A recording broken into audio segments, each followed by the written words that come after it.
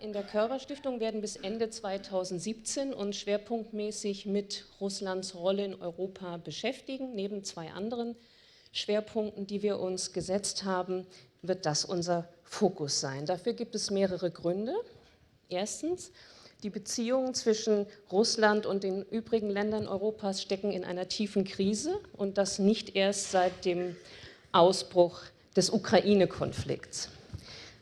Und viele der aktuellen Herausforderungen, das wäre das zweite Argument, warum wir uns mit Russland so intensiv beschäftigen, viele der aktuellen Herausforderungen, vor denen wir in Europa stehen, lassen sich nur mit Russland lösen, ob uns das gefällt oder nicht.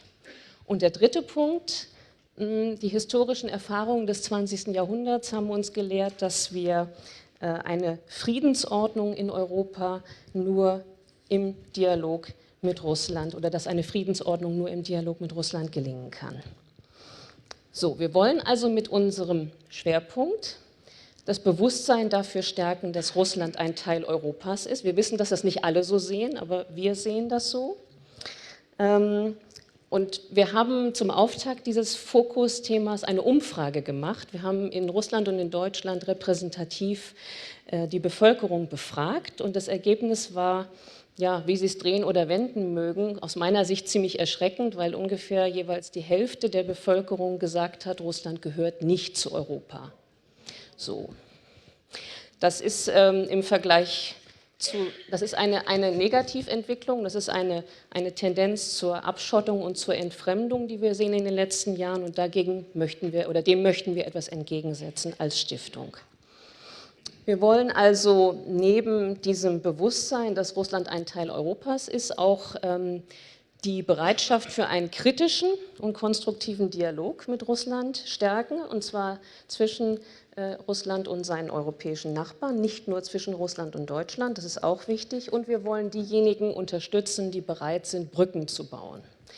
Brücken bauen ist wichtig, weil in den letzten Jahren viele Brücken abgebrochen sind.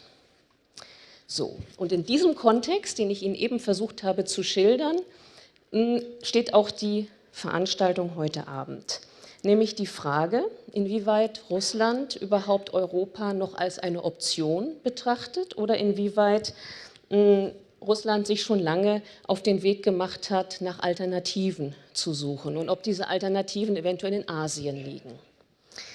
Und dieser Blick nach Osten, dieser vermeintliche Blick nach Osten, auch das ist ganz spannend, auch der wurde in unserer Umfrage zumindest teilweise bestätigt, weil nämlich auf die Frage, mit welchem Land Russland in Zukunft stärker zusammenarbeiten sollte, 61% der Russen gesagt haben, mit China.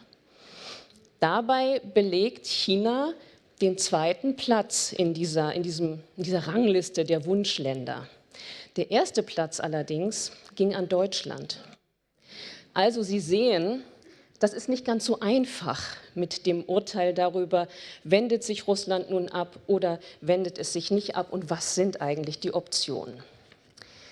Fakt ist aber, dass Russland schon seit längerer Zeit vom wirtschaftlichen Aufschwung in Asien profitieren möchte und seit die USA und die Europäische Union die Sanktionen verhängt haben im Zuge der Ukraine-Krise, leidet die russische Wirtschaft und dadurch hat die Hinwendung nach Asien nochmal eine verstärkte Bedeutung erhalten. Wir wollen heute Abend mit Ihnen zusammen fragen oder diskutieren, was diese Entwicklung für uns, für Sie, für mich, für uns Hamburger, für uns Deutsche bedeutet. Wir wollen darüber sprechen, wie nachhaltig das vermeintliche neue Bündnis mit China sein kann. Und wir wollen auch ein bisschen in die Tiefe gehen und fragen, welche anderen asiatischen Akteure hat Russland vielleicht noch im Blick, zusätzlich zu China. Und getreu unserem Motto, miteinander reden und nicht übereinander reden, wollen wir das also nicht nur jetzt Sie mit mir diskutieren, sondern wir haben uns einen kompetenten Gast eingeladen für diese Diskussion. Wir freuen uns sehr, dass wir heute Abend Anton Tsvetov bei uns begrüßen können, unseren Gast aus Moskau. Ich freue mich sehr, dass Sie hier sind und den Weg zu uns gemacht haben. Kleiner Applaus darf ruhig sein.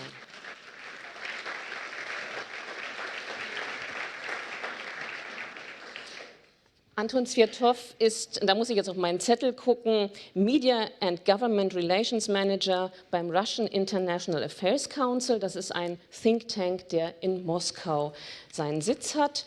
Und in seiner Tätigkeit ist er, wie der Name schon sagt, dafür zuständig, die Forschungsergebnisse dieses Think Tanks an zentrale Akteure in der Regierung, in der Wirtschaft und in den Medien weiterzugeben. Aber er selbst forscht auch und ist Experte für russische Außenpolitik und speziell für die Region Südostasien.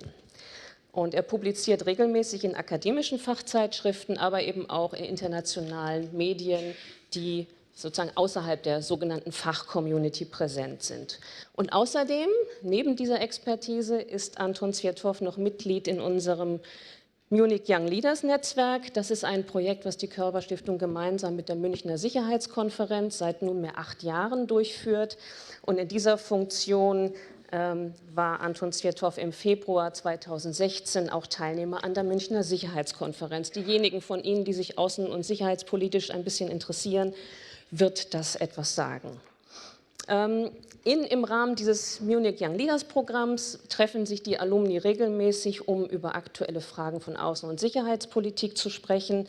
Und die Munich Young Leaders sind eine ganz spannende Gruppe von jungen oder jüngeren Leuten, Experten, wie gesagt, aus dem außen- und sicherheitspolitischen Bereich. Von vielen von ihnen werden wir noch eine Menge hören, auch hier im Körber-Forum, weil wir in Zukunft immer wieder Ihnen hier junge Mitglieder dieses Netzwerks vorstellen möchten und eben ihre Expertise hier zu Wort kommen lassen möchten. So, und moderiert, weil Sie ja eigentlich nicht hier sind, um mir zuzuhören, sondern um die Diskussion zu verfolgen. Moderiert wird der Abend von meiner Kollegin Janka Oertel. Janka Oertel ist Programmleiterin im Bereich internationale Politik der Körber-Stiftung. Das heißt, sie arbeitet hauptsächlich, wenn sie nicht gerade zu Veranstaltungen in Hamburg ist, an unserem Berliner Standort und ist dort für die sogenannten Young Leaders, also für die Nachwuchsprogramme zuständig und für das Portfolio Asien. So, also wir haben es mit 2 ausgewiesen, genau, vielen Dank. Wir haben es mit 2 ausgewiesenen Experten für die Region zu tun und dann bleibt mir nur noch zu sagen zum Schluss, Sie kennen das, diejenigen, die hier schon öfter bei uns waren. Es ist hier gute Sitte und guter Brauch, dass wir nicht nur auf der Bühne diskutieren, sondern auch Sie kommen zu Wort. Sie können in der zweiten Hälfte der Veranstaltung Ihre Fragen stellen und werden sie auch beantwortet bekommen, da bin ich ziemlich sicher. Und zweiter Hinweis, wenn Sie dann noch weiteren Bedarf haben, weiter zu diskutieren, weiter nachzudenken, lade ich Sie jetzt schon sehr herzlich ein im Anschluss zu einem Glas Wein oder Wasser, was immer Sie möchten bei diesem schönen Sommerwetter.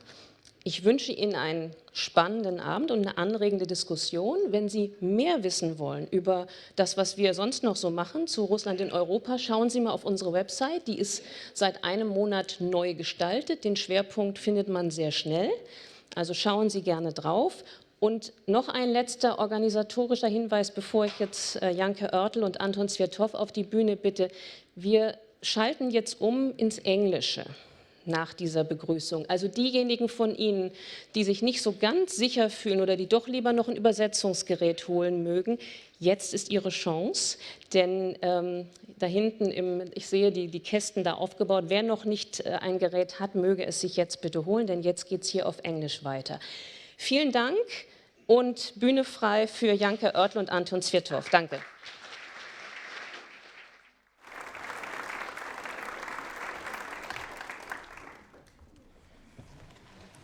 Gabi, thank you very, very much for this lovely introduction, and I think it's good to also introduce our new focus topic to all of you here, because we will focus on it for a little while. And as you know, I'm the Asia person, so I have to give it an Asian spin. So this is how this event came about. Anton, I'm really glad that you are here. You are not only a member of the Munich Young Leaders Network, you're actually young. So this is something, because all of these young leaders things where people are almost 40 or 45 or something like that, he's actually young, but he's brilliant. So I'm looking forward to discussing with you. Thank you so much. It's an honor. It's always an honor to work with the Körber Foundation, and it's a particular honor to be here in Hamburg. magnificent city, and which greeted me with the sunlight, which makes it look even better. Definitely does. Anton, when we start out this discussion here, I usually ask people why they chose their profession and why they actually turned out to be an Asia expert from Russia. There has to be a story to this, you know? You don't just you wake up one morning and become an Asia expert. So what is your story? Why did you become interested in the region? Well, I can't say that it's coincidental, because I actually come from a family which has a long history in Oriental studies. I'm in the third generation already, but East Asia, I'm only in the second generation. I actually grew up in Vietnam, where my parents used to work with, in terms of science, culture exchanges, and that kind of stuff, which was amazing, both in terms of getting to know Russian culture, how it is presented abroad, and of course knowing Asia. But I think I may start a little bit thinking about what we're going to discuss today. I think that nothing other than living in Asia for so long made me feel like European. Because it is so different from what we're used to. Everything is so different that it made me develop an interest in the region. And then I had the opportunity to do it academically, which I think is a great opportunity. It's really interesting that you point this out, because as Gabi said in the beginning, 51% of the Russians don't consider themselves European. So what do they consider themselves these days? Do they consider themselves Asian? Well, this debate in Russia has been going on for a long time, for a very long time. I think that it stems from the feeling that an entity so large, cannot simply belong to a physically smaller entity. You know, with Russia that makes, with Europe that makes sense. That makes sense, right? Yes, yes. And that is what made Russians think, whether they are Europeans or not. I think that what people meant in this particular survey, which comes at a very difficult time for our relations, is, well, when they were asked the question, do you think that you're European? What they were actually thinking is, am I something similar to what mainstream media presents as modern European?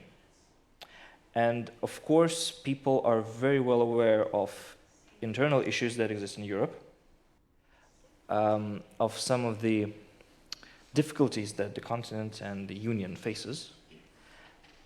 And when this is the first thing that comes up, it's kind of difficult to give a very confident yes. There were times in Russia, very turbulent times, when people started to sway exactly the opposite way. They said, we are Asians. There was such a period, there were such people.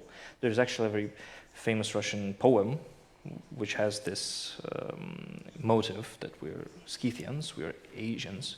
Scythians were a tribe living on the territory of current Russia, which were ethnically Asian. Mm-hmm. And so there's this idea that maybe we are not just Slavs, we're also descendants of these tribes. But that is a rather marginal historical debate. Still, I think that the results you've mentioned, being, well, rather shocking for me, I think they are in the political moment. And we have to keep in mind how the what we call the information warfare works, mm-hmm. and how people perceive Europeanness today in Russia, and how they perceived it 10 years ago, 15 years ago, and how will they do it 20 years later. So I'm not sure that we have to make long-going conclusions, especially dramatic and negative conclusions, but it reflects the difficult situation we're in today, mm-hmm. definitely. And then if we look at what has been termed the pivot, we have seen the United States pivoting to Asia, and the Europeans were very worried about that, turning away from Europe and now focusing only on the Asia Pacific. Now the Russians tell us they pivot to Asia as well. We're should we be worried? And what is this pivot all about? How did it come about? What is the history of this pivot debate? Is that something that is just a reaction to the crisis in Crimea, or has that a longer history behind it? First of all, I think it's very important that the Americans have changed the terminology a little bit and moved on from calling it a pivot to calling it a rebalance. You won't do the same now. I would do the same now. Okay. Because what the United States administration understood after some time, that when they say pivot, it means you're moving the whole system. Mm-hmm. But that's not what's happening, you know? Because for the United States, you just cannot ignore the Middle East, and you definitely cannot ignore it now. You cannot ignore Europe. And I wouldn't say that the TTIP campaign is pivoting away from Europe. There is a lot going on in transatlantic relationships. So rebalance is a better word, definitely. And I think that this is also what's happening for Russia. Just going back a little bit to the history, well, geography dictates that Russia cannot be a purely European country, cannot have relations only with European countries. It's impossible, because 2/3 of its territory are in Asia. And what is perhaps even more interesting, that those are precisely the 2/3 that are least developed. It is a relatively small market. This territory requires a lot of infrastructural development, social development. So there has always been an interest in promoting development in that region. And attempts to reinstate and to give a more active Pacific Russia go back to, for example, to 1986 and Gorbachev's Vladivostok speech. And then we had several attempts. I think that the current pivot, let's use the word pivot, just because everybody's used to it, though we have to try to move on away from it at some point. But still, I think it comes from 2011, when Russia started to prepare for the APEC summit that was hosted in Vladivostok in 2012. And this was kind of perceived by the political elites as a chance for Russia to demonstrate its interests in Asia and show that, it happened in Vladivostok, which was very important, and it really helped the city to develop. That was a nationwide project, which was widely advertised, and it was a time of great hopes for Asia experts who were feeling once again very useful, and people wanted to tap into your expertise. Maybe you could say a word or two about APEC, because I'm not sure that everyone knows what the APEC summit is. The Asia-Pacific Economic Cooperation, it's a very large format of cooperation in Asia. It is not maybe very workable, it does not maybe produce a lot of the results it could have, but it was a statement. It was very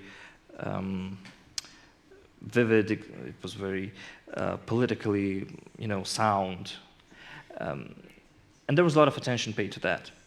So there was a lot of thinking before that, a lot of thinking during the summit, and a lot of thinking afterwards. But then in 2013, people kind of started to feel that the interest was fading a little bit. Interest from the Russian side? Yes, interest from the Russian side was fading a little bit, and the interest of the leadership was not as visible as it was a year before that. Well, and then Ukraine happened, and the current rift with the West happened. It would be a mistake to say that Russia is pivoting to the East because it has issues with the West. That would be too simplistic. Because this rebalancing process has been on for some time, but definitely Russia found new use in Asia now. Because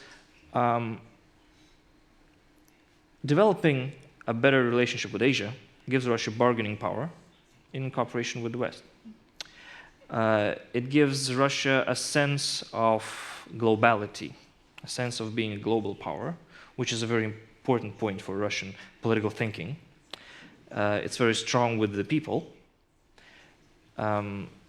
because they're used to living in a great power, and that's something they want their leadership to deliver. So in this sense, it seems only natural for the current leadership in Russia to promote a rebalance towards Asia. Moreover, if we move a little bit to the more practical side of things, there was definitely, and there is definitely, a hope that developing new relations with Asian countries will, particularly with China, will give an impetus to the development of the Far East and new sources for economic growth and development for Russia in general. Because, as you probably know, Russia is not in the best economic shape these days, not only because of the sanctions, though that doesn't help, but mostly because of the low oil prices and because of structural deficiencies in Russia's economy, which has long overdue economic reforms. So this combination makes Russia seek new opportunities for growth, new partners, new investors. Well, that may be another very difficult issue to discuss, whether this is helping or not. I would like to go into a little bit into the fact that the Russian leadership calls it a pivot to Asia, when in fact one could argue it's a pivot to China. And the rest of Asia doesn't play that significant of a role in this whole game, in this whole ordeal. So what would be your assessment? What is going well with China these days? What is not going well with China these days? And maybe after that we can talk a little bit about the other Asian nations that are also there and that are where it's not going so well up until now.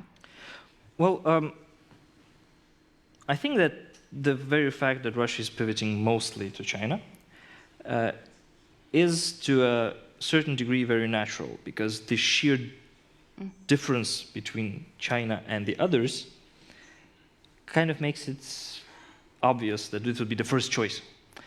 Then again, Russia has a very long border with China, and the proximity is there, just right to the Far Eastern region that is supposed to be more and more developed with this cooperation. So it seems natural to choose China, to make China the first choice when choosing a partner nation.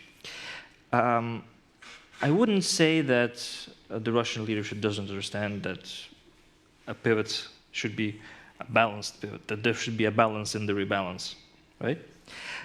Because there is genuine interest in other partners as well. But other partners are much more difficult to deal with. If you look at Japan and South Korea, both of them are US treaty allies. And obviously, that creates some difficulties politically. If you look to the south, to Southeast Asia, to ASEAN countries, the Association of Southeast Asian Nation countries, well, first of all, Russia lacks positive history in that region, because most of the countries were anti-communists back in the day. The exception is, of course, Vietnam, which has been a recipient of Russian help for a very long time, during the war against the United States, and then in the 80s when the country was reconstituting itself. But we'll move on to that a little bit later. But with China, I think the most important thing that China does for Russian foreign policy these days is it gives it the non-isolation narrative. Mm-hmm. Because the narrative that Russia is isolated, and that, okay, now because you have done this and that in Ukraine, nobody wants to be friends with you. And then the Russian leadership kind of points to the direction of 1.5 billion people and said, well, not exactly nobody. So there's this strong PR effect, showing that the second economy, the largest, most populated country in the state, a nuclear power, is Russia's, well, it's not an ally, definitely, but it's a close friend. And it's a partner, which is more important. And I think that the most successful examples of Russia-China cooperations have been in the political sphere. Last year, when the two leaders, Vladimir Putin and Xi Jinping, participated in military parades celebrating the end of the Second World War in Europe, the parade was in Moscow, and in Asia, the parade was in Beijing. So that was a very symbolic gesture. Then there was this widely discussed declaration of the convergence of the two projects, the Russian-led project, which is the Eurasian Economic Union, and the China-led project, which is the Silk Road Economic Belt Initiative. And the idea that two countries merge each other's mega development projects looks good. So at least it means that we do not confront each other, and we can discuss the political and economic issues at the highest of levels. So that produces a very nice picture. I'd say that this is what China has been successful at for Russia. And Russia has been very vocal about the fact that China and a lot of Asian states have not imposed sanctions on it, and have not even expressed any discontent over how Russia treats the Ukrainian problem. So I think that has been very useful. But on the other hand, one could argue that, yes, on a high political level, contact might be good and the relations might be touted as brilliant and have never been better than before.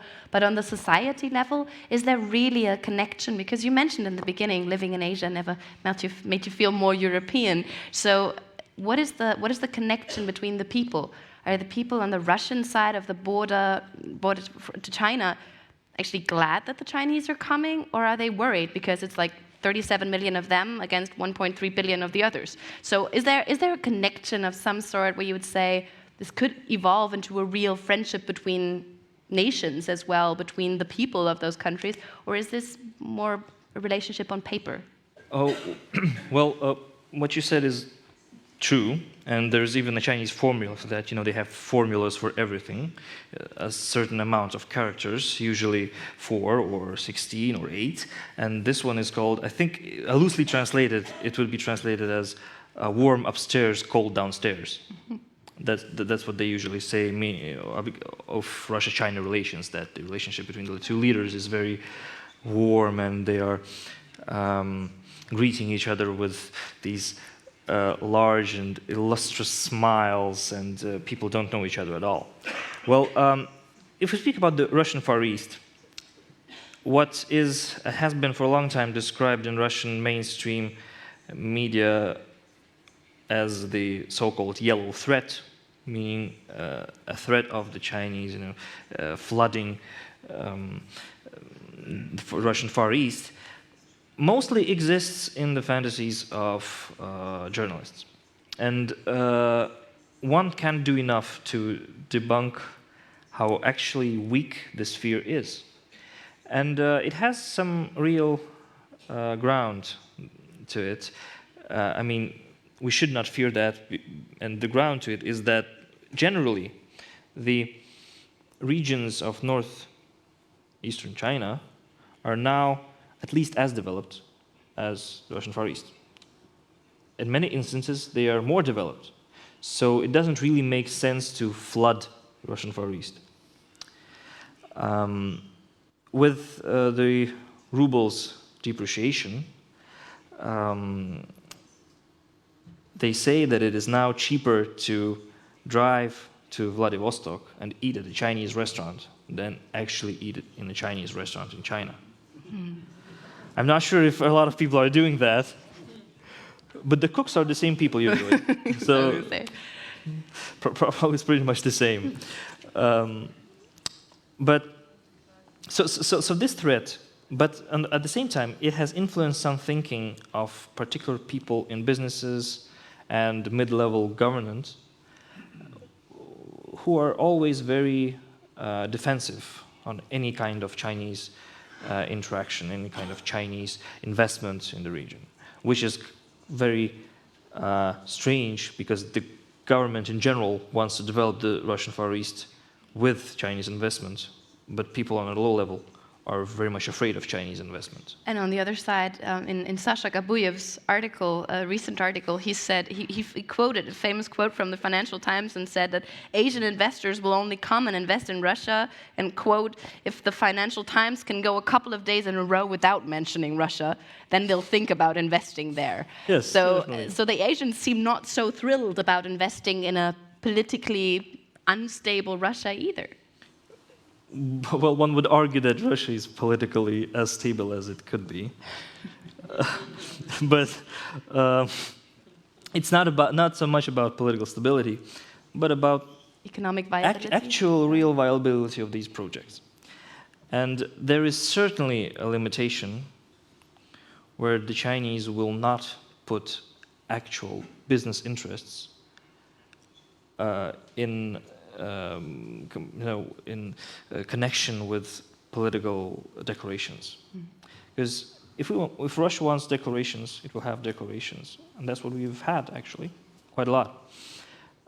As for real economic cooperation, there are quite a few projects, but there are issues as well because Chinese banks are not very eager to work with Russian businesses that are sanctioned by the West. Because the China-US economic connection is immensely important for the Chinese, and they will not risk it for projects that may not bring that much to Russia. So kind of making that clear, I mean, China is not following along with the sanctions, but through the back door, these sanctions are actually working also with regard to China to a degree? To a certain extent, yes. Yeah. And not a lot of people want to admit this, but it is happening. And, well, you can't blame the Chinese. They are very pragmatic. Mm-hmm. And perhaps people at the top political level expected something different. Perhaps not. It's difficult to say. But on the expert level, I can say that there were a lot of people who expected that Chinese capital, Chinese money will flow into Russia after the summits and all the beautiful declarations. But before we turn over to more like the geopolitical dimension of the whole rebalancing to Asia, a last question on the economic front. What I keep wondering is that Russia and China, looking at their structural deficiencies and the problems that they face in their respective economic sectors, they're a lot alike. So if either partner, if either one of Russia or China wants to tap into more innovative country, into a thriving sectors that are brilliantly reformed, where large state-owned enterprises do not play a significant role, that have very strong and established financial markets, either side is not so really attractive. So is there something that they can learn together in partnership, where they can evolve together towards a better structured economy and towards the actual reforms that are necessary for sustainable economic process? Or are they actually, it's minus and minus plus, or are they actually pulling each other down? Well, it's a very complex question, definitely. You're at Körber Forum, so you need to answer complex questions. I will try to give a brief overview of this issue.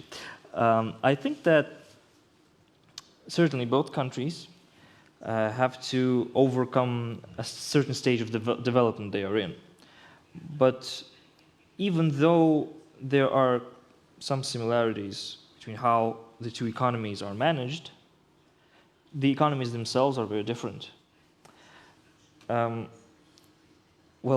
China is not facing the necessity to re-industrialize as Russia is. Because for Russia, the dependence on commodities has proven to be very hurtful when commodities fell. That is what we are feeling. That was what every Russian is feeling hard. So I would say that Russia is facing a more difficult challenge than China. Well, maybe it's because I'm in Russia, not in China, most of the time. I think that for two countries to copy or teach or learn from each other, there has to be very vast and constant interaction between mid-level experts, politicians, government officials, and businessmen. And that, unfortunately, is not something that has been happening very often for Russia and China. Once again, we come back to the warm upstairs, cold downstairs thing. Where's the middle in it, actually? Mm-hmm. So, lukewarm. Yeah. So, and I wouldn't want Russia to learn too much from China. And I do not think that China will learn too much from Russia. The main lesson they learned was when the Soviet Union collapsed. And they understood that if the CPC, the Communist Party of China, does not evolve, does not change the way it rules the country, then it may suffer the fate that the Soviet Union has. An expert and a good friend of mine, Igor Denisov, he likes to say that the collapse of the Soviet Union saved China. So in this sense, I don't think that the Chinese are really that eager to learn from Russian successes, but they are eager to learn from Russia's failures. Mm-hmm. So you've mentioned before, like in a side sentence, the Chinese initiative, the Silk Road Economic Belt, and you also said something about the Eurasian Union that Moscow has been promoting. If we look at the geopolitical dimensions of this, then from a Chinese perspective, one could argue the start is China, and the end of this route and this belt is Europe. Then there's lots of talk about bridge building. So if that's a bridge, there's lots of shade underneath. And it's not necessarily, that's Russia in the shade. So how do these two projects come together geopolitically? Is it actually, does China want to have a plan B, circumventing Russia, just in case it doesn't work out so well? And just in case, the economy doesn't pick up and so we can be in great touch with the Europeans? Is the actual target to be with the Europeans? And how does Russia link itself into this and make itself important for in this triangular relationship between China, Europe, and Russia? Well, this is, I think, the convergence, the word widely used in Russia is convergence between the two projects, is the number two question within the topic of Russia's Asia pivot in Moscow. Number one is whether there will be a Russia-China alliance, or what will it be and what it is. It's a philosophical question. The other one is about the convergence. So let me paint you a picture like this. So Russia has come up with this Eurasian Economic Union project, which is actually not Russian anymore. It's an international organization which governs customs of 5 states. And now that the head of the Eurasian Economic Commission, it's sort of like the European Commission for EU, is not a Russian anymore, nobody can accuse Russia of hijacking the whole system. This is a project that existed to recapture and retake the lost connections that were with the post-Soviet states, so especially in Central Asia, Kazakhstan, Kyrgyzstan. Get them back in the sphere of influence of Russia. Well, it's not about this sphere of influence. It was one country, and the logistical connections and the economic connections were built, well, with planning that this was one country. And then suddenly you have borders, and it really makes business and doing things very difficult. So the idea was to, well, if we cannot reestablish, and we do not want to reestablish the Soviet Union, at least let us try to reestablish the economic connections or move them a little bit backwards to how it used to be. So there's this vast project in the southern borders of Russia. And then China has this project that also includes these countries. The Silk Road Economic Belt, which is not exactly still understood what it is. So the logical next step would be, how do these two converge? Do they converge? Or do they compete with each other? And the logic of that declaration between the two leaders on the convergence was that these two projects are not meant to compete. It was kind of a mutual recognition of these projects. This is a very vague topic. And the idea of Russia's welcoming of the project is to take some practical benefits from this. The perfect way would be for the logistical routes to travel through Russia and to travel through large industrial centers, so that the reindustrialization that is going on, that was supposed to go on, has fast access to transport and to logistics. Have little hubs along the way. Yeah, hubs along the way, exactly. Well, I think it has become clear that transporting goods via the Silk Road economic belt from China to Europe is not viable economically, and it was not supposed to be viable. Well, actually, as far as I know, to take a container from Shenzhen to Hamburg takes around 24 days by sea, and you can load a single ship with as much as 19,000 of containers. That would cost you about $1,500 US per container. If you take any of the routes of the Silk Road economic belt, one train could fit maybe 150 containers, around that. I'm not an expert in logistics, but that is what I know. And that would cost you much more. So this is not about getting goods to Europe in a cheaper manner. It's about developing what is along the lines. Because for China, this is a very important region, and for Russia, it's a very important region. For now, these political systems are more or less stable, mostly. Thankfully, Kazakhstan is stable, which is big. And it's important to create a favorable environment in this region. For Russia, it's an opportunity to build roads on Chinese money without paying for it. And roads are the worst in Russia. We have a saying that the two Russia's main issues are fools and roads. And there are many other jokes about fools building roads and fools stealing roads. So I think that the opportunity to build a free road is very important, especially if you can build a plant near that road to produce something and sell it to Europe. Sounds like you have a plan.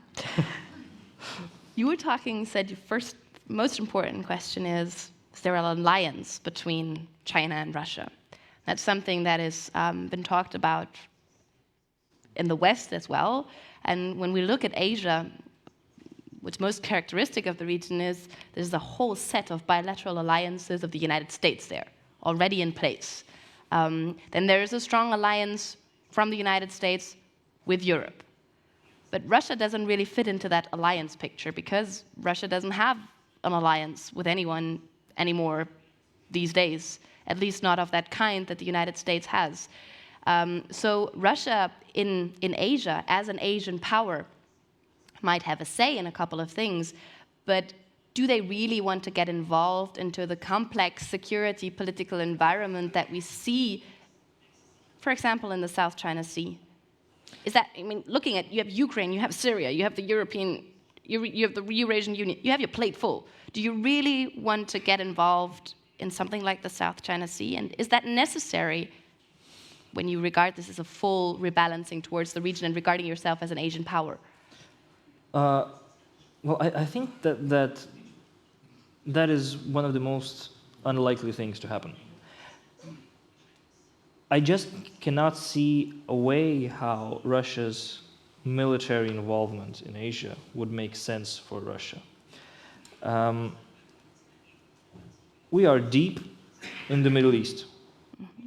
We have issues in Ukraine. We have well, at least we think we have, to protect our western borders, our southern borders, and to organize and to engage militarily with the East right now would be a terrible waste of money, well, to say the least. Then again, the geopolitical intricacies of maritime Asia, let's go this way, is they are so complex that there is no way you can get involved in regional affairs without crossing the road to China. And that is what I think Russia is the last thing we would want to do. But the Chinese would like to have you on their side. But not militarily, because... No, but rhetorically and politically, well, supporting their cause in the South China Sea. That's what they have been doing. I think you are trying to steer me towards Sergei Lavrov's remarks on the South China Sea. I have an opinion on that, and I'm going to share it. So Russia's position has been on the South China Sea for quite a long time now, has been very neutral and baseline and something that everybody likes. So Russia advocates a peaceful solution via political and diplomatical methods, supports the Declaration on the Conduct of Parties in the South China Sea, and wants it to be developed into a binding code of conduct in the South China Sea. So international law, everything that is good and against everything that is bad. And there's this other thing that has come up, well, not as often, that Russia opposes the internationalization of the conflict in the South China Sea. So it doesn't want extra regional powers to get It involved. doesn't want extra regional powers to get involved, which has been, well, more or less the position of Russia to many other conflicts. Unless it's not involved directly itself. Well, the formula is parties involved. Mm-hmm. So once you get involved, you're at the table. Okay. Yeah, well, you know, what can you do? So, and I think this is a position that has to do with Russia's general political philosophy in the international arena. So, if there's a problem in Africa, let the Africans deal with it. If there's a problem in Asia, let the Asians deal with it. Not getting too much involved. But this statement, which came, I think, 3 weeks ago or maybe a month ago, was given at not the best of times, because this summer, quite probably, we will see an international court in The Hague announce that China's claims in the South China Sea are not exactly legal, well, are not founded by international law. And China is trying to do as much as it can to gain support from everybody they can.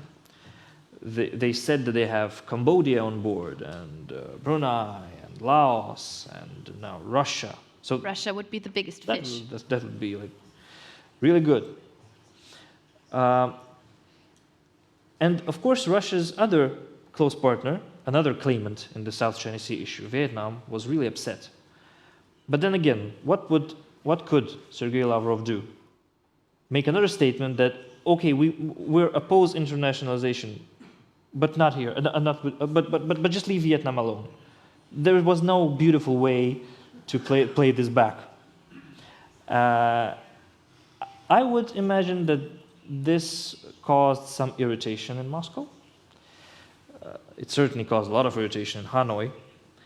But this just shows how dangerous getting into this whole maritime Asia disputes thing is for Russia.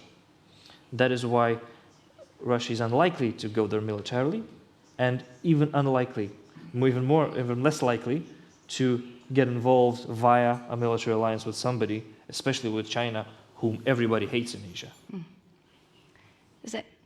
There's one conflict, though, in the region in Asia where Russia is already at the table, and that has recently, one could say, bombed itself back to the agenda.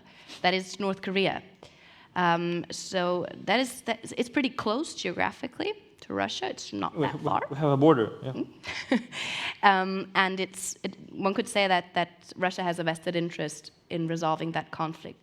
It could also be one of the few areas where we would say that Russian, Chinese, American, and European interests are the same, or at least they can be combined. So would that be an area of cooperation that you see where Russia's stronger engagement in Asia could actually bring Europe, Russia, the United States and Russia closer together again? Well, that would be great. And it's actually amazing how this issue has not been resolved, even though everybody agrees, right? Except for the North Koreans. Except for the North Koreans. That is called national self-determination at its best. But I feel that for some time now, there has been some feeling among experts and especially among pundits in the West that the keys to solving the North Korean issue are almost 100% in the hands of China. Mm-hmm. There was this even theory, I think former Prime Minister of Australia, Kevin Rudd, mentioned it, that the grand bargain of solving the Korean crisis would be for China to leverage its energy weapon. North Korea is very dependent on Chinese energy. In exchange for, well, more or less a binding promise on behalf of the West that a unified Korea will not be a US treaty ally. That was his vision of a grand bargain for Korea.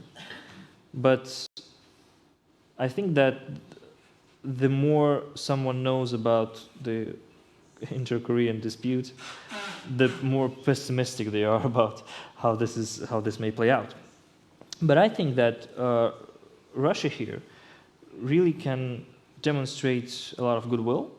And if you look through some of the statements of the Russian Foreign Ministry, the ministry has been very vocal about upholding the current sanctions, the United Nations Security Council sanctions on North Korea. And I would even say we've been advertising it as an example of Russia being cooperative, being constructive, which unfortunately is not often said these days.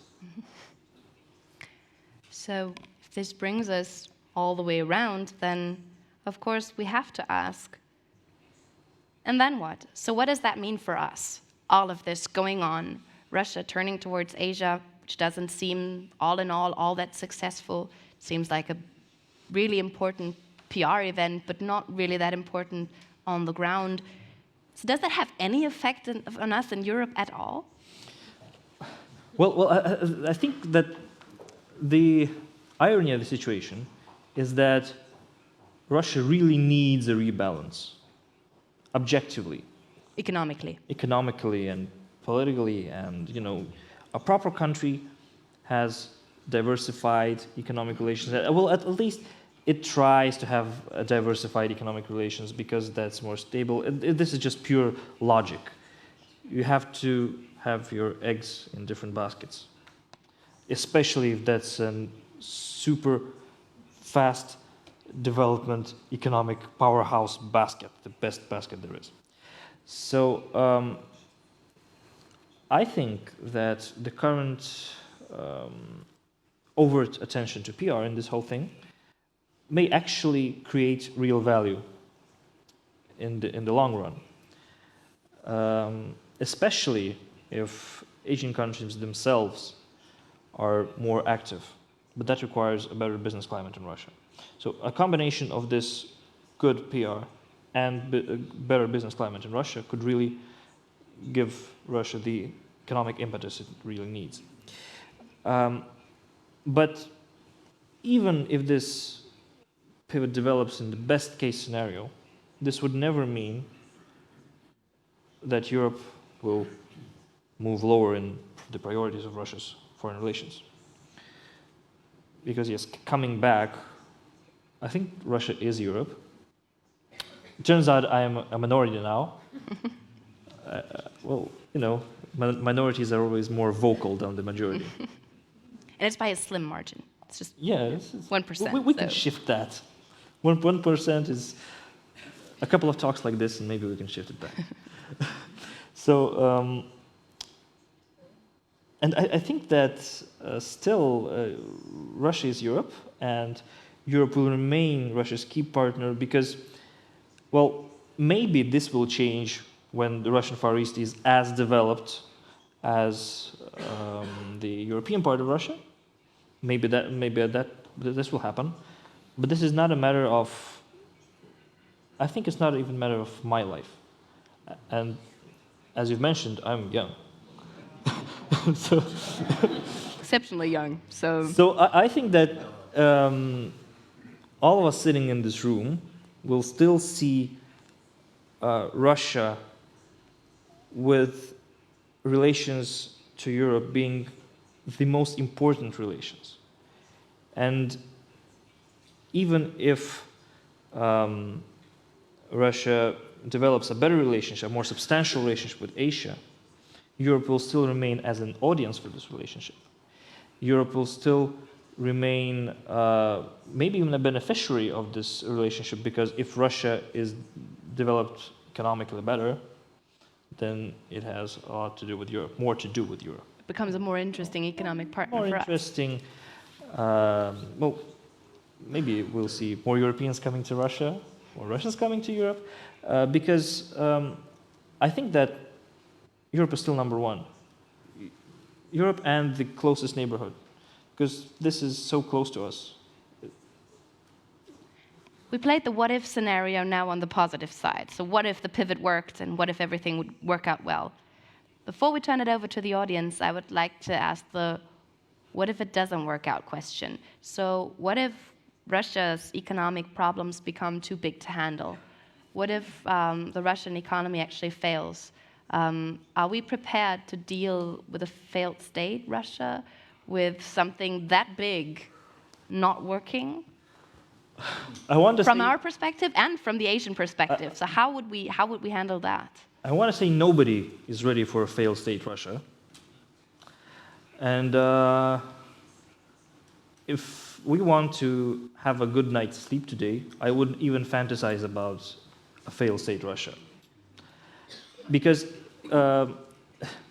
even a teeny tiny North Korea with a very little amount of nuclear weapons, if it fails, this would be hell on earth. Well, at least hell in East Asia. You're in the region, yeah.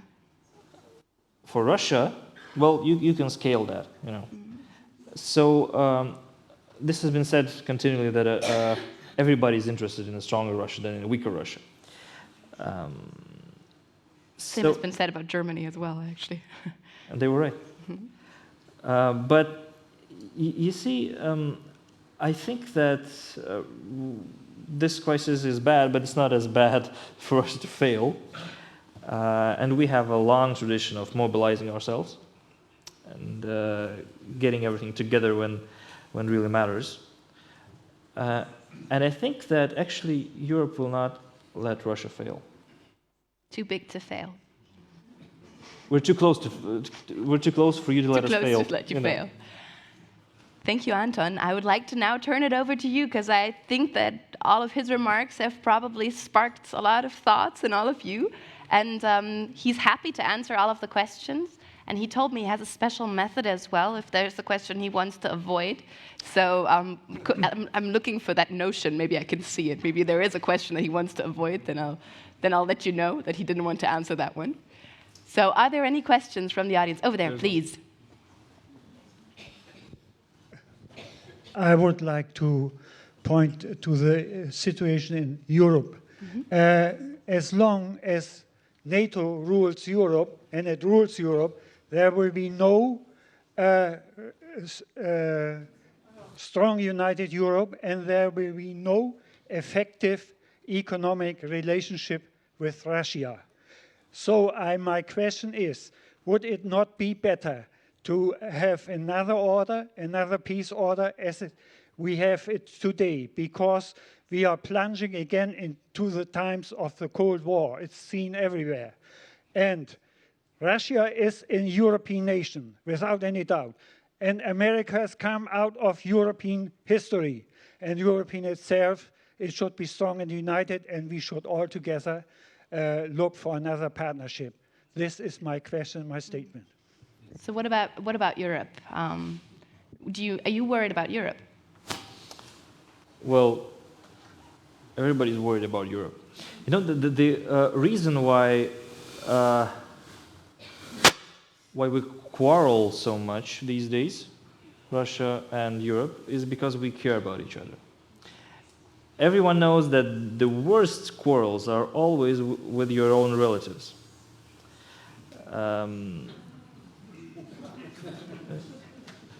The people laughing. I think they know that for a fact. Yeah, so that's why they're laughing, actually. Had their own experiences.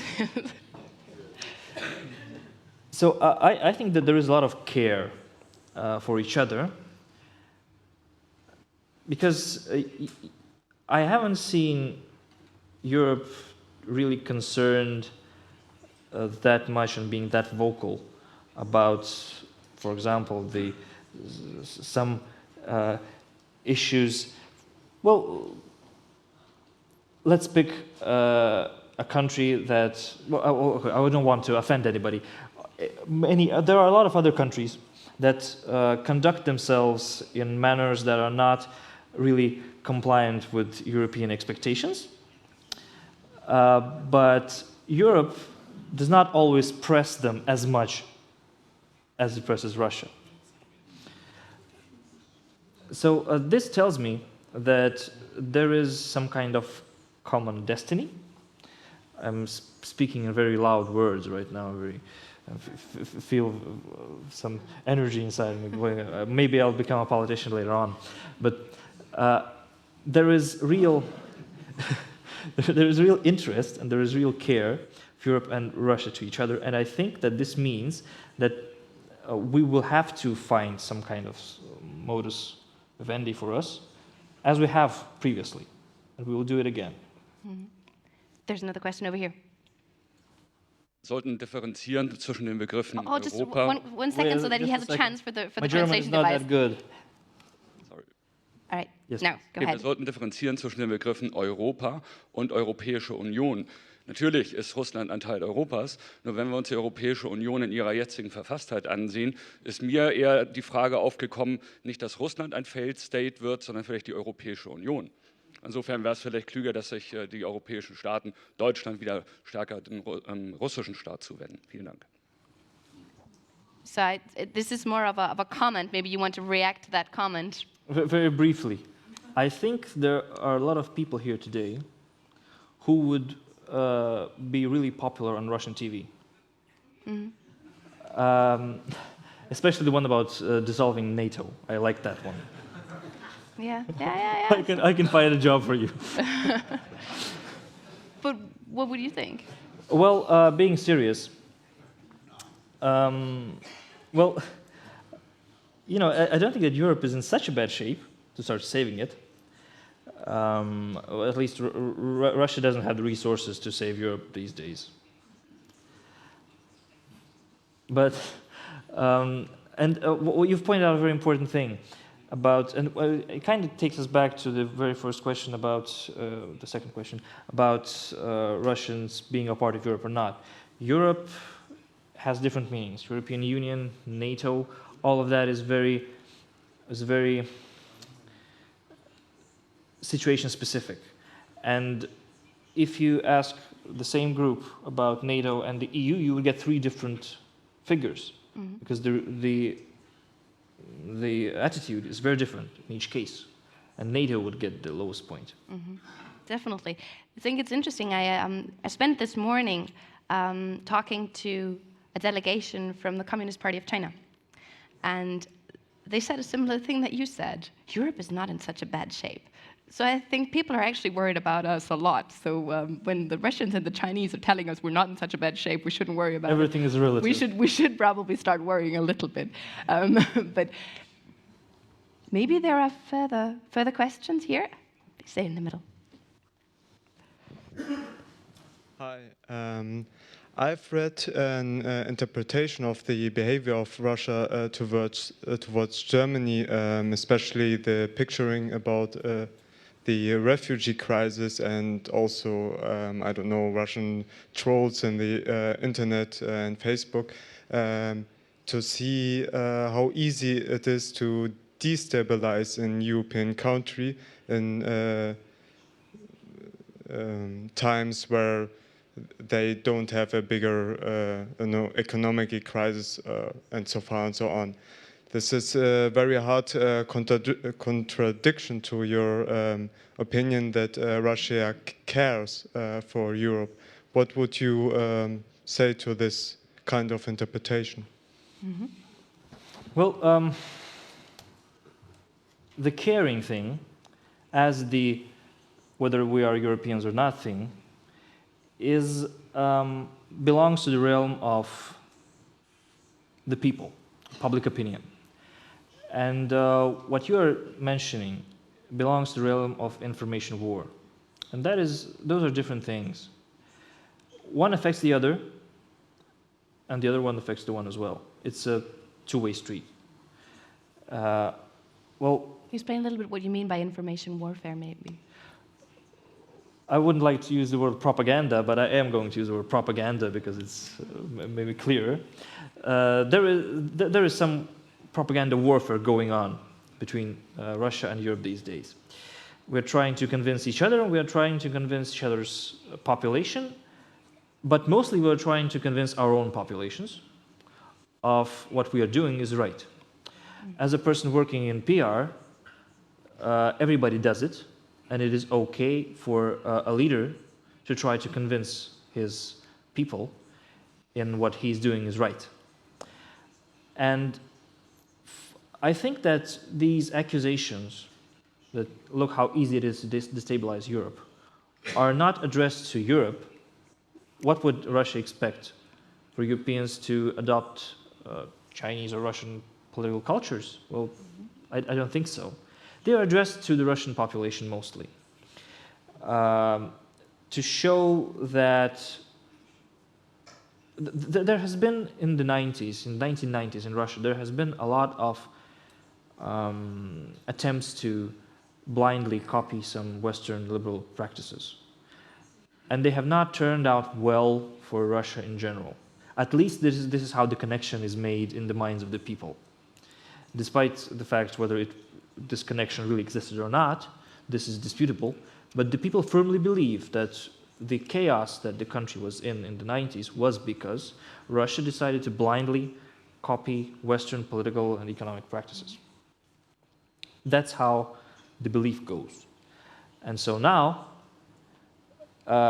this pointing to how, for example, the refugee crisis is addressed helps to show that, well, you see, not everything that they do is right.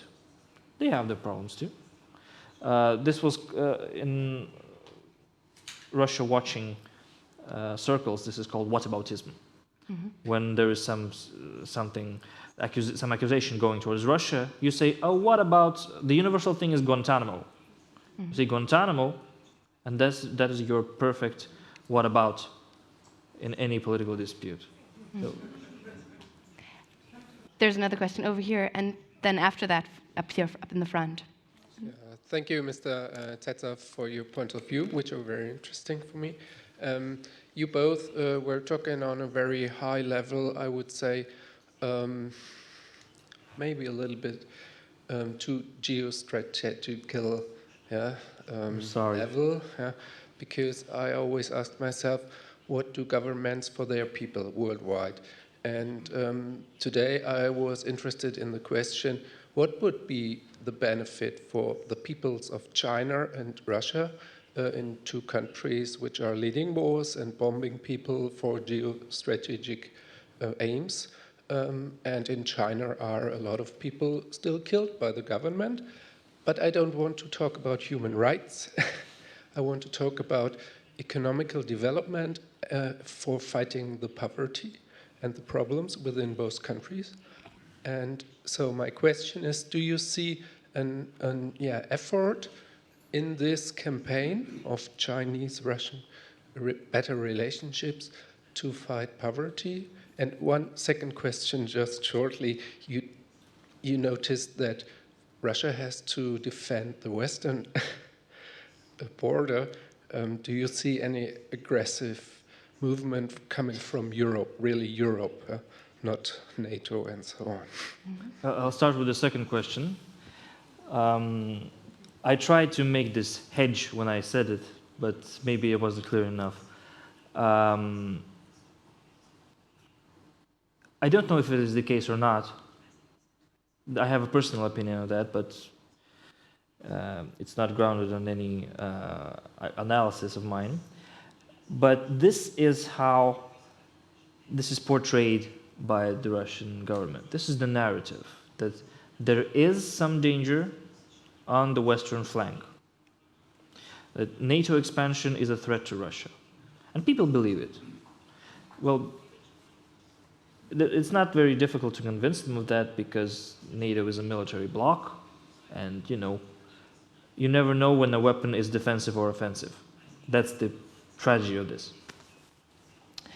And moving to the question about how the Russia-China booming relationship benefits the people of the two countries, it's always very difficult to assess such things in a snapshot at the moment. And it is especially different because, for example, not only in Russia, but even more vividly in China, the connection between the government's and the state's well-being and the people's well-being is not as direct as maybe we would like it to be. It was very nicely phrased. Thank you very much.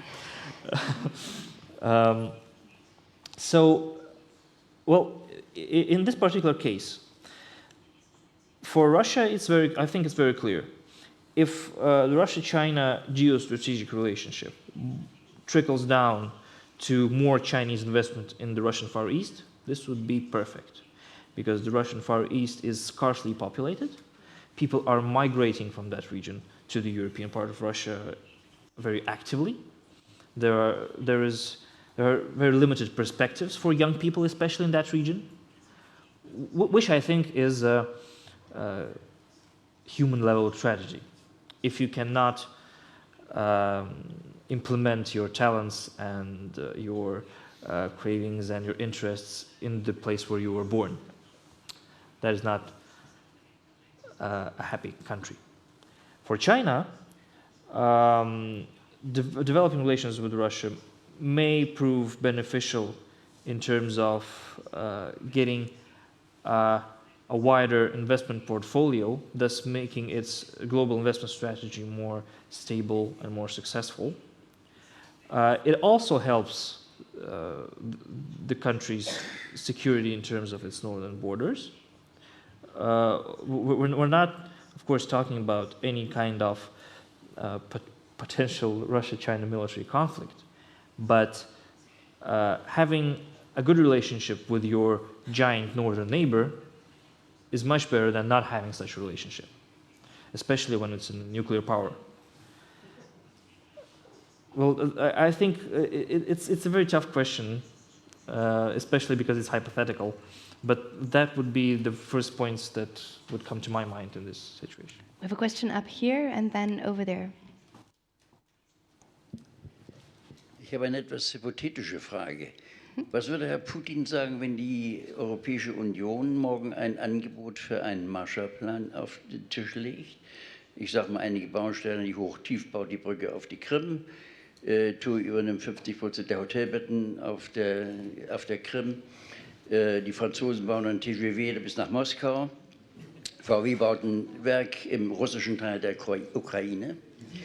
Würde Herr Putin dem zustimmen oder hätte er Angst, dass Herr Obama dagegen ist? It's a very hypothetical one. Pick of this what you would like to answer. Oh, Are you going to revert to that now, to what to the trick you told me in advance, the questions that you don't want to answer, how you conduct them? yes, I will do that just now. So the trick is this, I'm going to share a professional secret. Regarding what you just said, and on that topic, I would like to add that things are not that bad in Russia. I don't think we're in need of a Marshall Plan. If we remember what the Marshall Plan went after, I pray to God that we never need a Marshall Plan for Russia. Mm-hmm. I think that we should all pray to God. That we will not need this. Not just because I'm Russian. Over here, please.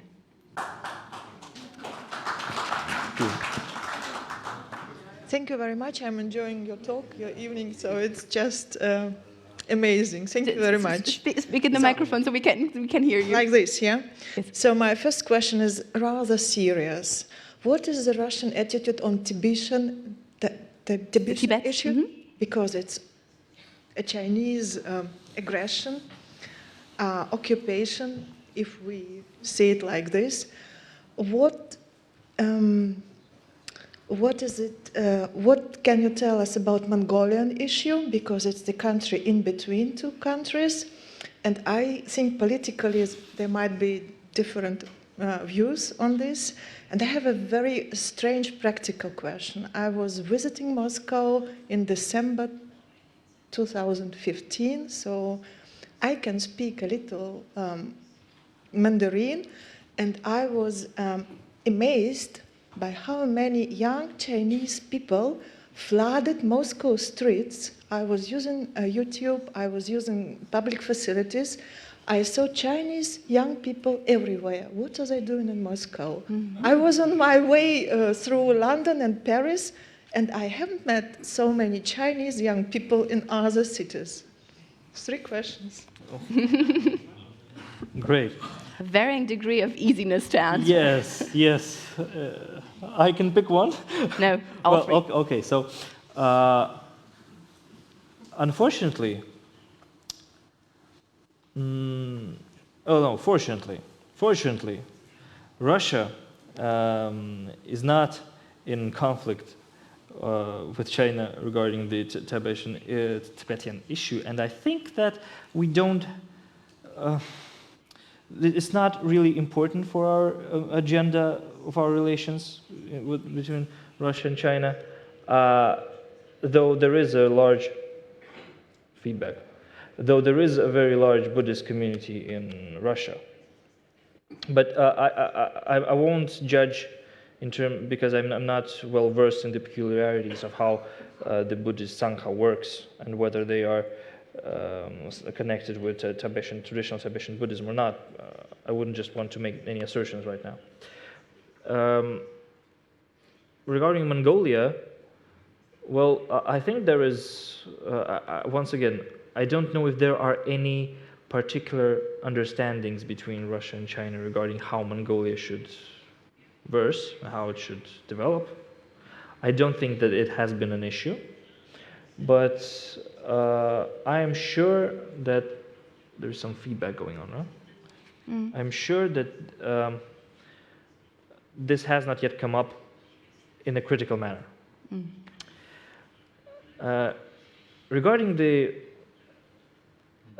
numerous Chinese tourists you've witnessed in Moscow, I don't know if this is reminiscent of a trend, because I mostly see old-age Chinese tourists in Moscow. There is a very well-developed type of tourism called red tourism, meaning when Chinese tourist groups visit places that are important for the communist kind of mythology and history, including some places that are never visited by Russians, and many of them just don't know that they exist. But well, it's a practical. In terms of if it's a practical question, I'll give you a practical answer. Things have become relatively cheaper in Russia for the Chinese, and they are really fond of Russian chic shops and boutiques, and in the Russian Far East, I've heard that it has become very popular among the Chinese buying luxury Russian goods like the Kamchatka crab, which is amazing and incredibly expensive for Russians, Russian seafood, and all that kind of stuff. So, but that just happens because Russia is close and it has become cheap for the Chinese. So I think that would be the answer for you. I have one question regarding the appeal of someone like Mr. Putin in Asia, because that's been something that's been on my mind for quite a while. There is some resemblance in this strongman politics that we see in Asia. We see that in China, we also see that in Japan, we see it in India, and we see that Putin has really close and good friendly relations and ties with Mr. Abe, with Mr. Modi, with Mr. Xi. So is there a return of this kind of strongman politics, and is that also something that ties these nations together, because there are actually good friendly relations between the leaders? Well, the personal factor is certainly there. There are good relations, there are warm relations between the two leaders, and I think that it certainly affects the way things work. Well, a lot has been said, and it again returns us to the discussion of Russia being Europe or not. A lot of times you can hear Russian historians and political scientists saying that having a long history of political interactions with the East, and particularly with the Mongols, Russia has inherited some of the political culture, with it being top-heavy, with an important role of a single political leader, and the very necessity of a ruler of a country not being just a manager, but also a leader, something more than managing everyday things and signing documents and, administrating a country. Administrating. It's not just about administrating. For many Russians, it's more than that. Maybe it's because of the history of how Russia developed itself, maybe because of how it interacted with Eastern partners. But I would agree that there is a certain similarity in how the populations of Russia and China perceive their leader and how they want to perceive their leader. On the other hand, I would like to point out that there has been a resurgence in popular politics these days, including in some countries that are supposed to be the benchmark of democracy, where strongman politics and politics of symbolism, politics of populism charisma, and easy answers. Our politicians like that are becoming popular everywhere. Maybe this is a too complicated topic for us to discuss now, I think. But it is a trend we can focus. And of course, all of these leaders are very different, and we cannot compare them to each other. There are similarities. I made this remark because I was going to remember that just yesterday we had elections in the Philippines. Mm-hmm. And if you I'm sure that you haven't followed the election in the Philippines, but if you do, you will be amazed by how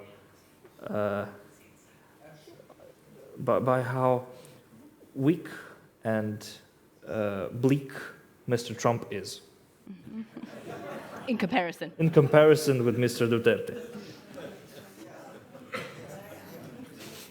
Anton, we have run out of time, but we have certainly not run out of topics to discuss. And I am sure that due to the fact that you are young, we can welcome you here again in the near future. I think that you have done a fantastic job in making this this very serious topic that we're discussing also a little entertaining for a sunny evening. So I think this is quite an achievement, and we owe you all a big hand for that one. Thank you for inviting me.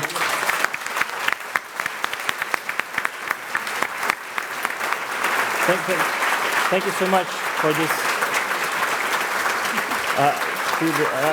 I'm applauding myself like a Chinese leader. I was going to say. The Chinese always applaud themselves as well. It's very interesting. Thank you so much for having me, and thank you all for coming. If it was Friday, I would feel too much obliged to make it even more humorous. But thankfully, it's Tuesday. It's Tuesday, and so I didn't have to change my regular style too much. Thank you so much for listening. Thank you very much for being here.